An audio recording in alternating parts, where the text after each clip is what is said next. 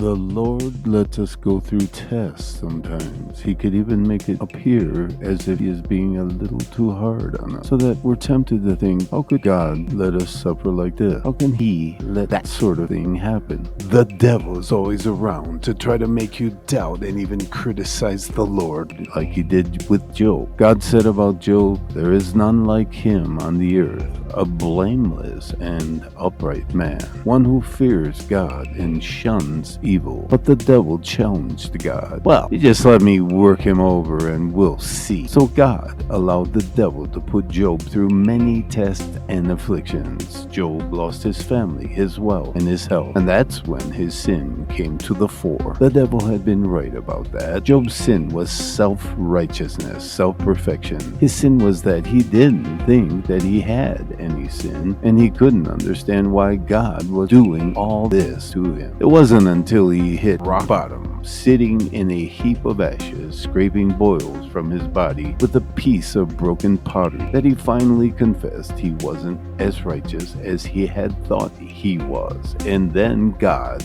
delivered him. Job learned his lesson. The devil gave up, and God gave Job a new family, restored his health, and made him even more prosperous than before. Satan almost triumphed, but the Lord won a great victory out of what had looked like a terrible defeat in the making. When things couldn't have been going worse for Job, and his future couldn't have looked darker, he declared, though God slay me, yet will I trust him. That's one of the most glorious testimonies in the Bible of sustaining faith in the face of great suffering, defeat, and discouragement. Someone once said, God allows some things to happen to make you humble, other things to keep you humble, and yet others to make sure you're still humble. While some experiences may be painful at the time, they can be seen as God's intolerable compliment, an indication that He loves you. One thing is certain, God knows what He's doing. So whenever we don't understand why He allows something to happen, we just have to wrap our questions in a little bundle of faith and tuck it away till someday He reveals why. I've had some things happen to me that I couldn't understand, except that they kept me humble and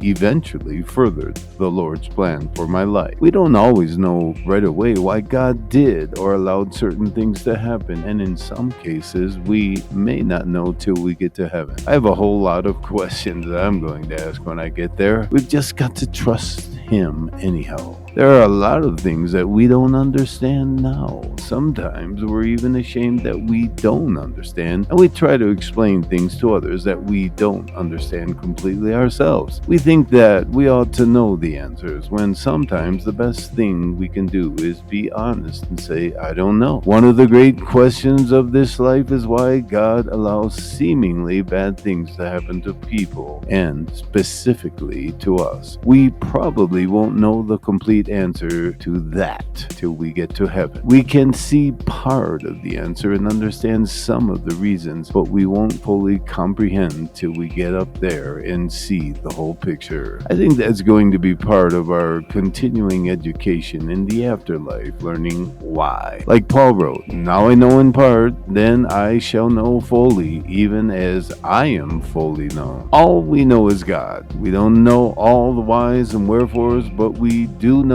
that the Lord loves us and He knows best. And if we don't understand something now, we will later. In the meantime, we've got to trust God no matter what, even if we don't understand why some things happen. Maybe that's why God lets some things happen in our lives that we don't understand, just to test our faith and see if we'll still trust Him anyhow. The name of the game is faith and trust.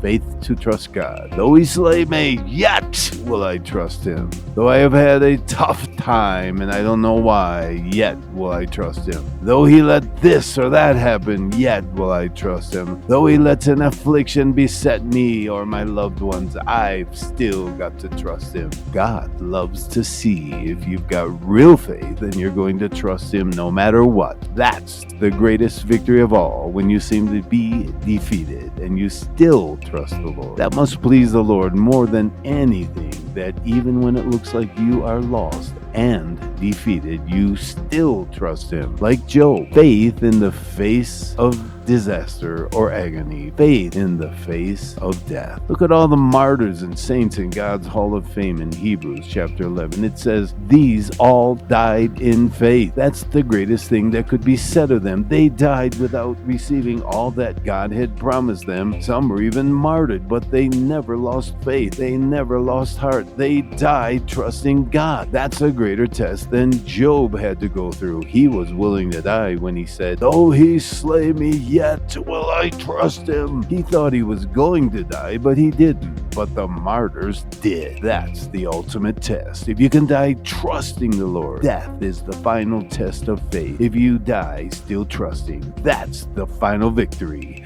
That's the greatest faith of all. O death, where is your sting? O Hades, grave, where is your victory? The sting of death is sin, and the victory of the grave is to keep you dead. But the marvel of true godly righteousness is faith. Faith is the only righteousness, and it results in victory over the grave. Resurrection. God bless and keep you trusting even through death.